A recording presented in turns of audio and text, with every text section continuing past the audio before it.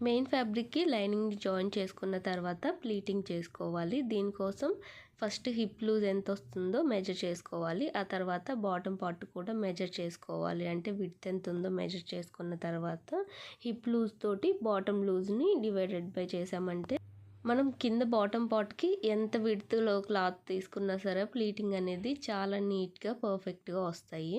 ఈ ఫార్ములా ఒక్కటి తెలిస్తే చాలు డ్రెస్సెస్‌కి అలాగే ఇలా చిన్నపిల్లల లంగాలకి ప్లీటింగ్ అనేది చాలా పర్ఫెక్ట్‌గా వస్తుంది.